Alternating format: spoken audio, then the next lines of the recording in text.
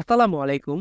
স্থিতিবিদ্যার আজকের ক্লাসে সবাইকে স্বাগতম। আজকের ক্লাসে আমরা বেসিক্যালি স্থিতিবিদ্যা থেকে বেসিক ২ টা প্রবলেম সলভ করার চেষ্টা করব। যেমন এইখানে আমাদের ২ টা প্রবলেম দেয়া আছে। ২ টা প্রবলেমের মধ্যে ১ম প্রবলেম হইতেছে এইটাই, এখানে বলা হইছে যে কোনো বিন্দুতে ক্রিয়ারত P ও 2P বলদ্বয়ের লব্ধি হইতেছে R।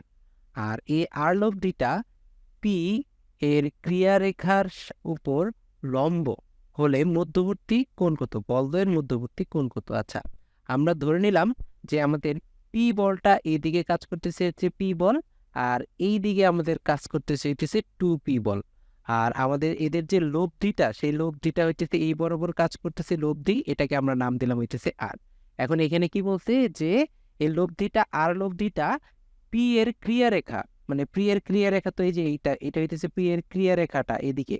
তাহলে এই ক্রিয়ারেখার উপর লম্ব, তার মানে আমাদের এখানে যে কোণটা হয়েছে এই কোণটা হয়েছে এটাতে 90 ডিগ্রি। তাহলে এটা আমাদের 90 ডিগ্রির প্রবলেমের সলিউশনটা আমাদের এখানে কাজে লাগাইতে হবে। তাহলে এখানে আমাদের বলছে যে বলদ্বয়ের মধ্যবর্তী কোণ কত। তাহলে এখানে আমাদের থিটা, এই কোণটাকে আমরা বলি থিটা। থিটা ইকুয়ালস টু আমাদের এখানে বলা আছে 90 ডিগ্রি। আর আমাদের বলদ্বয়ের মধ্যবর্তী কোণ হইতেছে এই যে পুরাটা হইতেছে বলদ্বয়ের মধ্যবর্তী কোণ, সেটাকে আমরা আলফা দ্বারা প্রকাশ করি। আর থিটা ইকুয়ালস টু 90 ডিগ্রি ম্যাথের ক্ষেত্রে আমরা জানি একটা সূত্র, যে আমরা জানি আমরা জানি হইতেছে থিটা ইকুয়ালস টু 90 ডিগ্রির ক্ষেত্রে, থিটা ইকুয়ালস টু 90 ডিগ্রি এর জন্য আমরা একটা গত ক্লাসে একটা সূত্র শিখছি, সেটা হইতেছে cos alpha equals to minus ছোট ডিভাইডেড বাই বড়। আচ্ছা, বা কজ আলফা ইকুয়ালস টু কত আসে? Cos alpha. তো মাইনাস ছোট মানে ছোট বল, এখানে আমরা দেখতে পাচ্ছি একটা হচ্ছে পি বল, একটা হচ্ছে 2P বল। তাহলে যেটা পি বল সেটা হচ্ছে ছোট বল, তাহলে মাইনাস পিটা হবে উপরে, আর 2P হবে নিচে, সেটা হচ্ছে বড় বল। তাহলে এখানে আমরা পাবো মাইনাস হাফ। এখন কস কত ডিগ্রির মান? হাফ। 120 ডিগ্রির মান মাইনাস হাফ। অথবা এটাকে আমরা বলতে পারি, এভাবে বলতে পারি, বা alpha equals to cos inverse minus half.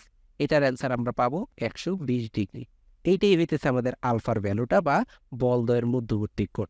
এভাবে আমরা আলফার ভ্যালুটা বের করব। তারপরে আসি সেকেন্ড প্রবলেমে। এখানে বলছে যে একটি বিন্দুতে ক্রিয়ারত পি ও 13 নিউটন বলদ্বয়ের লব্ধি বলছে 12 নিউটন। পি এর সাথে 12 লব্ধি 12 নিউটন, যা হইতেছে পি এর সাথে 90 ডিগ্রি কোণ উৎপন্ন করছে। এখন পি এর মানটা আমাদের বের করতে হবে।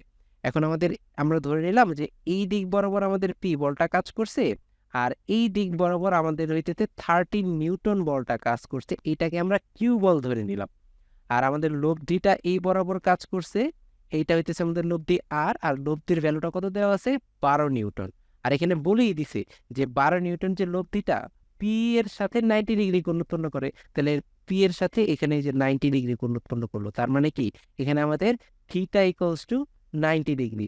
আর আমাদের কি বলছে? পি এর ভ্যালুটা নির্ণয় করতে বলছে, মানে যে পি এর ভ্যালু কত সেটা আমাদের বের করতে হবে। তাহলে এখানে আমরা ধরে নিলাম যে কিউ ইকুয়ালস টু দেওয়া আছে 13 নিউটন। তারপর এটা এখানে আর সমান সমান দেওয়া আছে লব্ধি 12 নিউটন, এখানে নিউটন হবে। আর আমাদের পি সমান সমান কত সেটা আমাদের বের করতে হবে। এখন এখানে যেহেতু থিটা ইকুয়ালস টু 90 ডিগ্রি, তাহলে থিটা ইকুয়ালস টু 90 ডিগ্রির জন্য আমরা সূত্র জানি হইতেছে এইটা, যে R square equals to Q square minus P square. এটা আমরা জানি। এখান থেকে আমরা লিখতে পারি যে P square equals to Q square minus R square. আর এখান থেকে আমরা লিখতে পারি যে সুতরাং P equals to root over, এখন কিউ কত? কিউ হইতেছে 13 স্কোয়ার মাইনাস আর কত? 12, এর মাথায় স্কোয়ার। এটা ক্যালকুলেশন করলে এটা পাবো আমরা 5 নিউটন। এইটাই আমাদের কাঙ্ক্ষিত অ্যান্সার। তাহলে এইভাবে আমরা থিটা ইকুয়ালস টু 90 ডিগ্রি ম্যাথের ক্ষেত্রে এইভাবে প্রবলেমগুলোর সলিউশন করব। এগুলো বেসিক্যালি আমাদের এমসিকিউতে এসে থাকে। তাহলে আজকের ক্লাসটি এই পর্যন্তই। নেক্সট ক্লাসগুলোতে, স্থিতিবিদ্যার নেক্সট ক্লাসগুলোতে আমরা এইরকম বা স্থিতিবিদ্যার অন্য টাইপের যেই প্রবলেমগুলো আছে সেগুলো সলভ করার চেষ্টা করব। সবাইকে ধন্যবাদ। আসসালামু আলাইকুম।